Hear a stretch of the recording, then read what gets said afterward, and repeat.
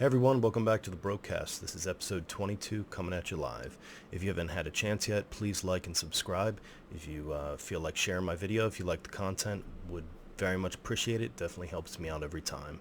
So today's video is going to be kind of an interesting one. It's going to be a little bit heavy, but I've got some good news to share, which is actually later today I'm going to be recording my first dual podcast with a really good friend of mine who I think you guys would like to hear from. He's got some really cool opinions, and I'm interested to see if I can pick his brain on some things and kind of get a bit of a more discussion-focused podcast set starting to continue from here on, as we've kind of planned in the past, but it never more or less panned out just due to kind of COVID coming in and kind of beating you down after a bit. But anyway, so for today's three topics, we're going to be just touching base on what happened in Washington. We're going to talk a little bit about Lucasfilm's Rogue One video, and then I want to talk a little bit about health, specifically something that Whole Foods CEO actually mentioned the other day. So just to start off, I guess yesterday, actually 2 days ago, what happened in Washington was pretty incredible. I was kind of blown away at the length that people will go to express their opinions and views. There is a fine line between protesting and rioting. And protesting is something that our country protects, and it's something I encourage everyone to do for the causes that are important to them. But when you trample upon democracy, as we saw earlier this week, by destroying the Capitol, and you lose yourself to mobthink, you're no better than animals. It's very sad to see what happened.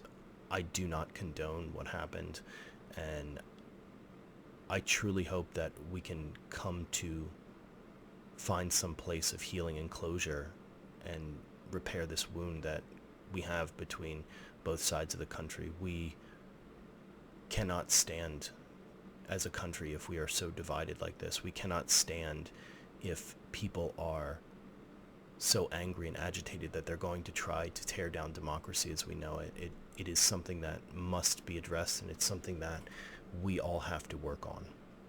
A lot of people will say things like, it's not my job to fix it, or it's not my job to help people that are misguided or whatnot. But I believe that's 100% unequivocally incorrect. It is all of our jobs to support this democracy. All of us must be supporting. And the way we can do that is being empathetic of people that are very upset on different ways and different causes and different things. If someone is hysterical and they're willing to do things like going to the Capitol and wreaking havoc like what we saw, getting angry and agitated at them is only going to force them further away from the fold. And by the fold, just so everyone's clear, I mean the 70% of Americans that are more or less apolitical, that just want to provide food for their families at the end of the day. I'm not sure what the exact ratios are, but if you look at Republicans and Democrats, it only really makes up a small portion of the country. The majority of people are really pretty apolitical and they don't know what's going on. So seeing this for the first time, I cannot imagine what happened. I mean, I was at a loss of words. I literally went out, ordered 2 pizzas, ate a whole one myself, drank a bottle of wine, and I just went to sleep, you know. I am incredibly fearful for the future of this country. I'm incredibly fearful for the youth of this country. If I'm ever so lucky and blessed to have children at some point in time in the future, whenever that is, whenever I'm ready, you know, then I truly hope that I'll be able to bring them into a country that's more pulled together, a country that treats each other better, and a country that cares more about the values that are instilled upon each and every one of us. This really kind of shook me and kind of hurt me a little bit, I'll be honest with you. And unnerving me is something that I rarely deal with. I'm not someone who really gets thrown off, but it was a little rough for me to see what was going on. This is the capital of the free world. To watch it trampled upon as it was is something atrocious to me. It goes against everything I stand for personally, and I was pretty hurt.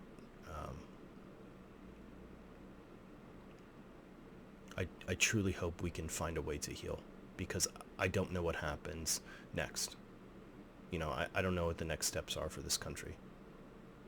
I think that there's a lot of people out there suggesting that it's impossible to find a way to come together and pull ourselves back from this brink that we've put ourselves on, but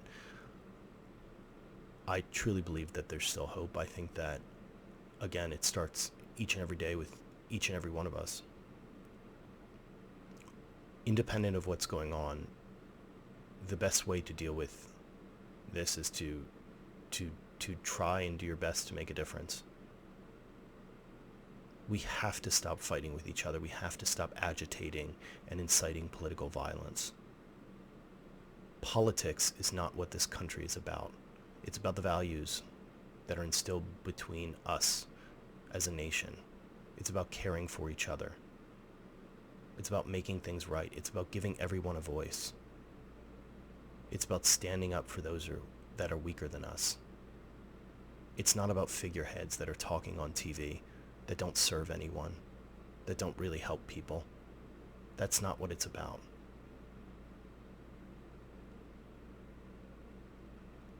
So I don't have much more to say on that. It is very saddening to see, and I truly am hopeful that the next president that takes over, President Biden, I want to see him make some changes that hopefully will prevent something like this in the future, and I want to see him make an effort to pull the country back together. I personally believe that if President Biden can pull the country back together, he might go down as one of the greatest presidents in history. If he can do that one thing, if he can bring us back to some semblance of normalcy. We have to leave this state where when someone doesn't agree, we create a violent situation and a violent disagreement. That's not how democracy is supposed to work. The whole point of democracy is that we can argue our opinions on their merits, and they're decided by the greater population, whether they're valuable or not, through votes. That's the essence of democracy. We have to move from rioting to protesting again. We have to move from angry, violent outbursts to civil disagreements. We have to move from this place where if you're not with me, you're against me, to caring and loving your neighbor independent of who they are. We have to come back to where we were as America. Or we have to just get better and go to a place we've never been, which is a place that's more civil than we've ever been. But that's the only way we're going to stay on top as the number one country in the world. The entire world's watching us. The entire world's watching our actions. And I can't imagine what they're thought of. Personally, my own personal belief is that I am very not in favor of regime change wars, and I'm not in favor of forcibly spreading democracy across the world. I personally believe we have the best system, hands down, democracy. Even though we're a constitutional republic, I truly believe we do have the best system in the entire world. With that being said, I do not believe that we should be going around policing the world. I do not believe that we should be going around telling other countries how to act directly. I think the best way to do that is to show them why we're the best and show them how our democracy works and how everyone gets a voice. But that's not what was done this week. That's not what the world saw. This should be taken as a wake-up call. Again, if you're out there pointing the finger, you're doing nothing but driving a wedge between the country more so. Pull in your brothers and sisters. Pull them back. We have to do this. This is something we all have to work on. We have to get to a place where we can come together at the table. We have to get to a place where we can live with one another. The only thing that's going to solve this is love. You have to have love for everyone. Love for those that hurt you. Love for those that don't care about you. Love for those that are misguided. And it's up to us. It's up to you. It's up to me. All it takes is one person to make a big difference. If everyone does one simple thing, to just try to pull someone back from the brink of insanity, to try to stop inciting violence, to try to change the conversation from an us versus them, how much better of a place would we be?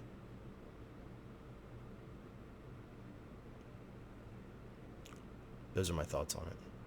So, anyways, let's jump into the next topic. I'm gonna get a quick sip of coffee. It's good stuff. You know, Trader Joe's has pretty, I thought, mediocre coffee, but I'd say it's a little bit above mediocre. It's definitely better than any store brand you get, and you got to get the espresso roast because it's nice, rich, and dark. But I'd say it's a good backup. You know, my local coffee shops are closed, so I'm kind of having to supplement with a Trader Joe's roast, I guess. So we'll see if I can last that much longer. I still miss my local coffee shops. They are phenomenal. But I digress. Jumping into the next topic, as I said. So we were going to talk a little bit about Lucasfilm, right? So the headline that I read was that Lucasfilm is reportedly taking a hands-on role on Star Wars Rogue Squadron after Wonder Woman 1984 didn't deliver.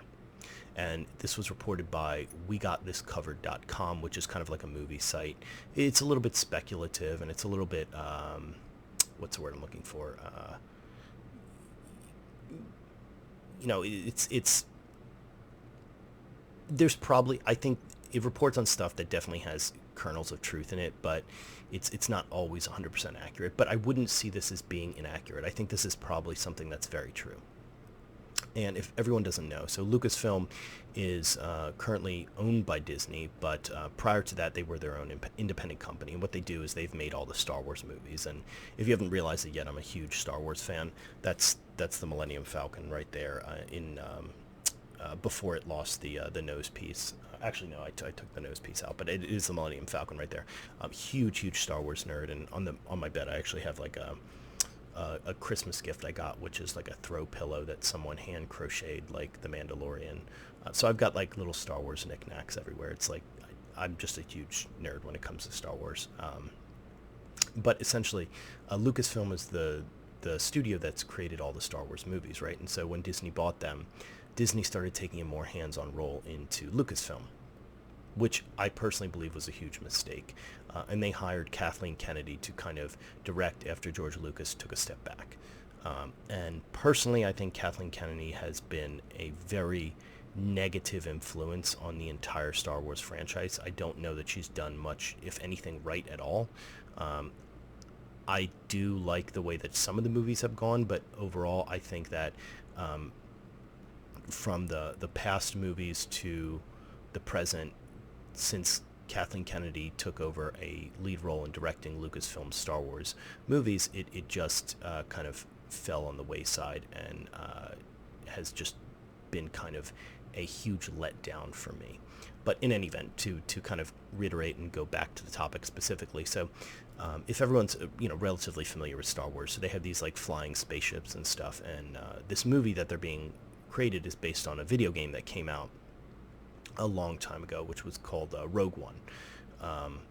Now, while Rogue One was the movie, but even prior to that, they had a video game called Rogue Squadron. So I don't know if the movie is going to be based off that video game, but the concept itself was based off that, which was also based off the original trilogy, where kind of Rogue Squadron are these like elite alliance pilots that would like fly around and hunt the Empire and go on super high risk missions. I'm kind of thinking about it something similar to it's hard to place, like if you had like it's really hard to place. It really is. But basically like they were kind of like the best of the best pilots, and they were all like top of their military career, and they would go around just like destroying Empire special interest targets, and attacking things on these like missions that had like zero probability to like survive and stuff like that. And so basically, this movie, which hopefully will be done very well, is got a lot of all this fan interest in it, because it came from derived essentially the idea from it, this video game more or less, which was on the original Nintendo 64, which was a phenomenal video game. I can't imagine how many hours I clocked in it, but it was this like shooter that you'd fly around and just like be in the Star Wars universe. Very, very cool, like in a spaceship, that is. But so anyways, with Kathleen Kennedy taking over, it was kind of like, okay, is she going to do this movie justice? Because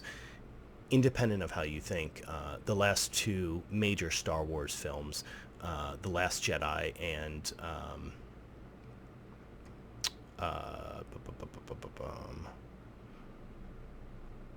on top of my head, whatever the last one was, just they were huge flops essentially. The Solo Star Wars story was a huge flop as well, and it's just basically because the direction that Kathleen Kennedy is going with the Star Wars franchise is just super not smart and not good. I personally believe she thinks she's doing something right, but it's not translating into anything that is really meaningful. It's not translating into anything that's actually good. It's not translating into anything that is worth watching. And it's unfortunate, because I do believe that she's probably a good director or lead in this industry for Lucasfilm, but I just think that she's trying to pander a little bit too much. And let me get into that, and I'll continue down how Wonder Woman gets involved into this and where we're kind of going with this, in as brief as possible. But essentially, so when they did The Force Awakens, which is basically the start of the new trilogy that Kathleen Kennedy had in her hands, it was incredible. I absolutely love the movie. It was basically a shot-for-shot remake of A New Hope. It was phenomenal. It was everything I hoped for. But when those next two movies came out, they were bad because the direction she took, as I mentioned earlier, and that was kind of relative to pandering. As an example, in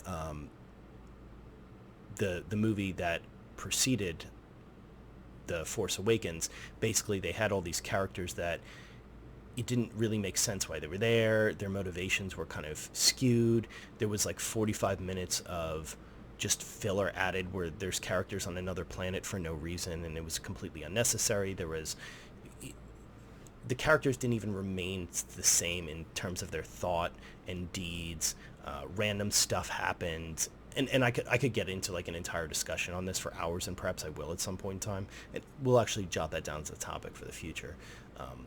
Why I've just been so disappointed in Kathleen Kennedy, But with that being said, they just didn't turn out well, and so everyone's kind of been worried that is she going to inject like all these random pandery things, like making female characters more or less invincible, not really creating full-fledged characters and things like that, where her whole spiel is that like, okay, I want to inject like females and people of color into major Star Wars roles, which is absolutely a good thing, but the problem is they've always been there from the beginning, so you're trying to add something to a universe that was already pre-established and did very well. If you look at the original trilogy, Princess Leia was basically the main character of the entire story. Luke Skywalker arguably more so than Princess Leia, but basically Princess Leia, I mean, she was absolute badass, didn't take shit from anyone, and what more could you want? Like, that was a main character.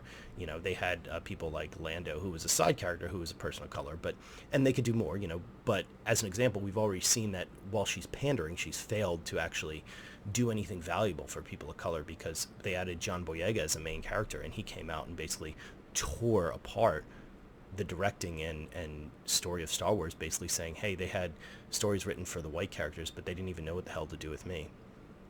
That's not good. That's fake pandering, and everyone's kind of afraid that like Kathleen Kennedy's going to inject that upon Rogue Squadron, which hopefully she does not. Now, the way Wonder Woman kind of gets involved with this is they're taking this hands-on role because Wonder Woman's movie, the 1984 movie that just released, I haven't seen it yet, but I've watched a lot of reviews on it, and it seems like there's a consensus that's developed that the movie was several things. It was way too long. Apparently, it just could have been cut down and it was unnecessary. There's plot inconsistencies left and right, and I won't spoil anything for anyone who hasn't seen it. And it's overly pandering as well. And so I think that probably the studio that did that movie, again, had some choices, probably wanted to do some good things, but the way they're doing it is just not the way to actually empower people of color. It's not the way to empower women. You don't make characters without character flaws, because then they have nothing to grow and develop into. So when you write a role, you have to write in some flaws and show the character growing and becoming more than they were, if you're going to write a standard hero story, something like that. Otherwise, there's no point in even doing the movie. There's no value in it. And again, that's translating to so many lost sales through various other things like merchandise and tickets, obviously. But going back to Rogue One, to tie this back into the original comment I made, with the advent of Wonder Woman's new movie being more pandering than her previous one, I think Lucasfilm has kind of looked at that and said, okay, we're afraid Kathleen Kennedy might actually do some of that to Rogue One, and this is such a cherished film that is being produced that our hardcore fans know and love from all these other random pieces of the lore, that we don't want her to destroy it. So I'm very in favor and glad that she's actually being hopefully pushed aside a little bit for this, because there's so much positive things they can do with Rogue One, and I'm so excited for it, and I just really hope that they do a good job. If you take a look at The Mandalorian, for an example, Kathleen Kennedy didn't really develop that. That was Dave Filoni and Favreau's baby, and it obviously just has become an incredibly brilliant series, and it's filled with as much diversity as you can possibly imagine, and it's done so well and so right, and there's so many character flaws that people overcome, and you see the characters go from high points and low points, and it's just so good. If you haven't seen it, check out The Mandalorian. But I digress. Hopefully Rogue One is done well. I don't want to see it kind of kicked to the curb, because there's so much good they can do. Personally, I believe that if they wanted to, they could probably do a trilogy on Star Wars stories just on Rogue One alone. You can have Rogue Squadron and like 2 more movies after that if it does well. So please, Kathleen Kennedy, take a seat, go develop something else that no one's interested in, and we'll be fine. Just don't touch our baby, and everything's good from there. So we'll leave that at that. And again, we will touch back eventually on the whole Star Wars issue that I've had with the movies. And I think I might, even though it's like beating a dead horse at this point in time, I think I might go back and actually kind of review some of those movies, just because I'm interested in doing that, to point out the reasons why I didn't like them, and just because I'm like a huge fan of the lore in this series. But finally, let's jump on to our last topic. So last topic is Whole Foods CEO John Mackey. So John Mackey is recently quoted saying the best solution to not need health care, and for every American, is to change how they eat and live. Now that almost knocked over my coffee, so I guess it's time to take another sip. So that's quite a bold statement. That begs the question, is John Mackey, the CEO of Whole Foods, suggesting that living well and eating well is more important than personal health care, doctors, medical professionals? I think to a degree he is, and I don't inherently disagree with him. And I'm going to point to some information that might suggest that that is something that all of us can look towards and probably do more of to become healthier ourselves. Now, I think the essence of what he's saying is that we focus too much on going to the doctor, taking pills, trying to have a doctor tell us what to do instead of working on ourselves. And yes, I do also think part of his statement is to drive traffic to Whole Foods. He's a CEO. He's in business to make money. He wants you to buy his food instead of go to the doctor. Obviously, that's more money spent on his products than other medical products and things like that. But what he's saying isn't inherently based in falsehood. And I think there's a lot of truth to it that people want to overlook and just ignore because it's convenient to do so. You can go to the doctor and take a pill to make you feel better, or you can put in some work on your body and your health, and you can feel better on your own. And the difference is night and day. One of those, if you go to the doctor and you take some pills to feel better, is a momentary thing.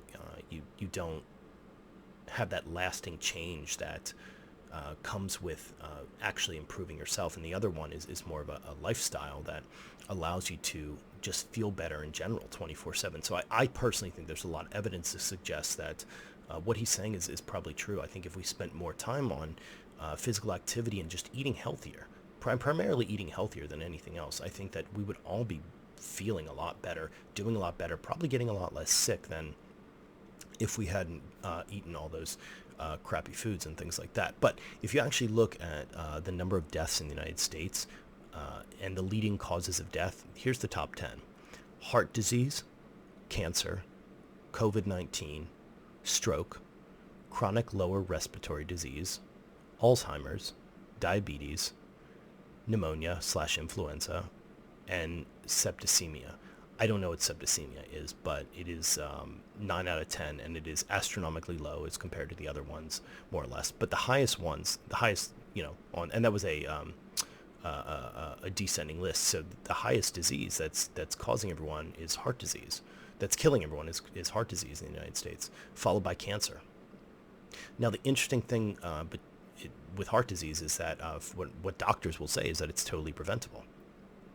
You simply need to eat better. A heart disease, and again, this is my rudimentary idiot's version of heart disease, is caused by, from what I understand, a hardening of the arteries and blockage. So after your arteries harden, and that can just be due from age or poor health or poor food consumption, it makes it more difficult for blood cells to essentially get through the veins and capillaries and arteries in your heart. And that combined with poor diet will have fat build up within those arteries, and it'll basically cause your heart to more or less stop or skip a beat, because those blood cells will have a very difficult time getting through those very small spaces, essentially in the veins, arteries, and capillaries. So that's completely preventable to a certain degree. And that's, I think, probably some of everything here is genetic. Probably the largest part is genetic, but even if 50% of it's genetic, even if 75% of it's genetic, if you can mitigate a 25% risk on any of these diseases or any of these issues, wouldn't you not try that? Because that's such a high percentage. I'm willing to bet that probably a lot of these are at least preventable to some degree. With heart disease, it's like if you just eat more vegetables, eat less fried foods, you're pretty good. And of course, that's like a rudimentary idiot's knowledge, because I'm pretty well versed in nutrition, but you got to stop eating things that are not good for you, and that goes right back to what Whole Foods CEO said. Eat healthier, essentially, and you'll need to see the doctor less.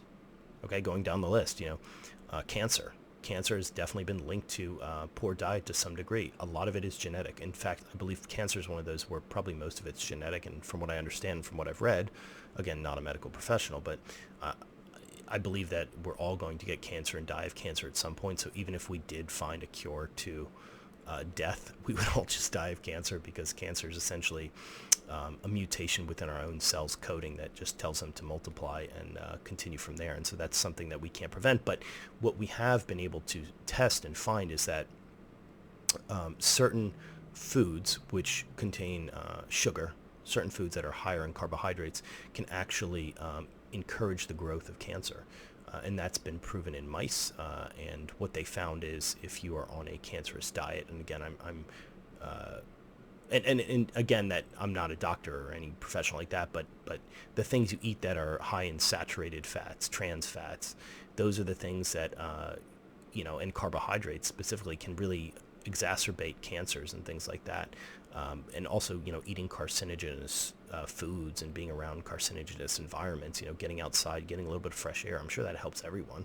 We've all been sitting kind of in our own homes during COVID. I mean, my place is clean, but it's also how much less fresh air have we gotten since COVID started? That's something just to be considered. When it comes to working out and things like that, to help your body. It's like you don't have to be the greatest athlete in the world. You don't have to have a six-pack. You don't have to be so fit you can bounce a quarter off your ass. But if you just get out there, get some fresh air, that's what it is. Like it all takes just a little bit of energy, a little bit of wanting to help yourself. Going down, stroke, that's a big one.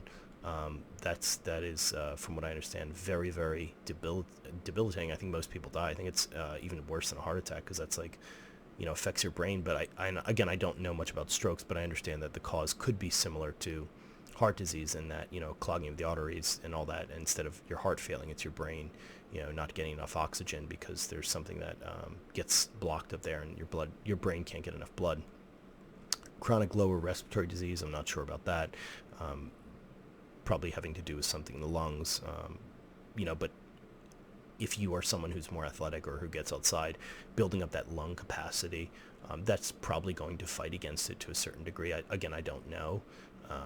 Alzheimer's, that's pretty genetic from what I understand. There's so many causes and effects of so many different things that relate to genetics and relate to personal experiences and what you do in your life, that I think Alzheimer's is one of those things that it's going to take a lot longer to figure out, even though every week you see or hear there's a breakthrough here or breakthrough there. I think that we really know very little bit about it. Diabetes, that is hugely preventative. In fact, again, I'm not a doctor, but in fact, from what I understand, even if you are diabetic, if you're suffering from, like, I think there's like 3 types of diabetes or something like that. If you're suffering from like 2 or 3, you can literally more or less cure them by simply just eating healthy and exercising, by reducing the amount of blood sugar you have. Because if you're not, binging on carbs all day long, then you're not spiking your insulin. And if you're not spiking your insulin, then you become, more resistant to things like that in the future. Influenza and pneumonia, again, that's something where the healthier you are, the better you're going to deal with it. The reason, just to jump back to COVID, which was the number 3 killer this year in the United States for diseases, that COVID was so that took such a horrible, death toll on our population is because who was it affecting the most? It was affecting the elderly and the sickly. Well, the elderly already have weakened immune systems. The sickly have a weakened immune system, and you know what fights that? A little bit of diet and exercise. The healthier you eat, the better your immune system is, and that goes right along with exercise as well.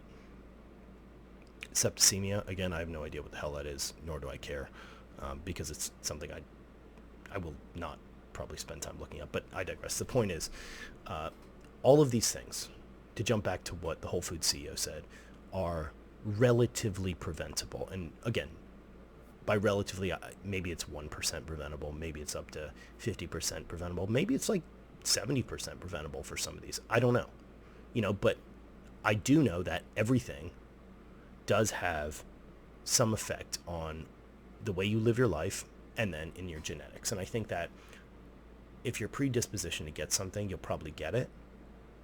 But I also think that if you live your life better, you might get it later than when you're predispositioned to get it. Again, I'm not a doctor. I don't really know how this works, but from what I understand in my rudimentary lizard brain, that's what I understand how it works. But get out there, get healthy. It's only going to do good for you. At the end of the day, you want to live your life in the way that you choose, right? You don't want to be consumed by and taken over by something that you didn't choose. That's kind of like the worst way to go. It's unfortunate, and that's probably how we all will go. If we all live long enough, we probably all will get cancer and die of it. But you want to do the best you can to kind of prevent that, and if you're someone who hasn't taken the time to kind of focus on any of these things, definitely do that. And honestly, the biggest thing is your diet. If you want to look great, more power to you. I like staying fit. I like being healthy. I like working out all the time. But who cares? It's not important. What's important is eating healthy. That's so much more important than actually exercising. So much more. It's like, to be healthy as a person, I personally believe it's like 90% diet and 10% exercise, right? Like, eat more vegetables. It's so simple. Eat more vegetables, eat less fats, eat a little bit more protein. the way the news reports it, they blow it out of proportion. You don't need 100 grams of protein a day and all this other shit. You don't need to like max out on protein because that's what everything tries to sell you. It's so much less important than that. But it is important to eat more vegetables. That's the primary thing you should be doing. That provides you with so much more nutrition that you're already getting. It provides you with so much more antioxidants, and it helps clean out your digestive system. It helps you feel better. I've already said last year, I think, or in one of my earlier podcasts, a good way of doing this is to pick a few days a week and just go meatless, honestly. Meatless Mondays, do that. 1 day a week as a New Year's resolution. That's 52 days a year. That's nothing. For 52 days a year, you can't eat meat for 1 day a week. Come on. Do it for me. Do it for yourself. You'll feel healthier. And then if you're feeling super, risque, maybe move it to 2 days a week. See where you end up like that. And what I think you're going to do is you're going to feel a lot better. You're going to feel that you have a lot more energy. And that's when you're going to start realizing that, to tie this back again to what the CEO said, like, you're going to feel healthier. But again, that all starts with you. You have to do the work, So if you want to get away from those doctor's bills, if you want to get away from feeling bad, put a little bit of time and effort into yourself. Don't rely on others to fix you when you can do so much yourself. And of course, I'm not saying that you can fix anything, because that's not it. That's not it at all. What I'm simply saying is we all have to do what we can do. And that's different for all of us, Some people run 10 miles a day. That sure as hell is not me. Some people run no miles a day. Some people, walk a couple blocks a day. And guess what? At the end of the day, if it's helping you improve, if it's making you feel better, do that. And no one should be ashamed of that. One of the things I've seen this year that I haven't seen before is a less amount of people in the gym after New Year's. And again, being someone who's kind of like a gym rat myself, New Year's was like the time I hated going to the gym, because you'd see so many new people in there 24/7, just like packed. And this year you don't see it.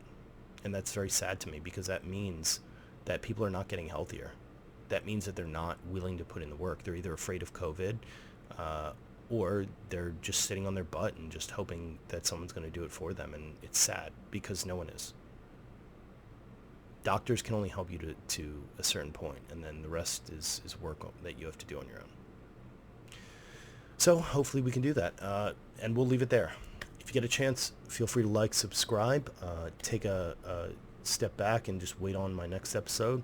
It's going to be cool. We're going to do a little podcast, and we're going to see where we go from there, see if the format is something we can continue with, and figure out a way to do it where it requires less work, because it's like I have to like take all my equipment, bring it to another place, set it up.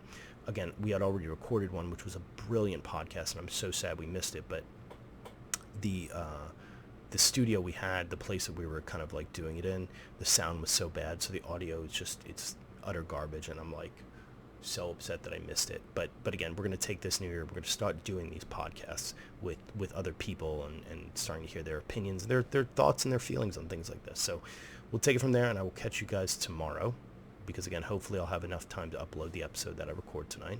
And have a wonderful Friday. Take care.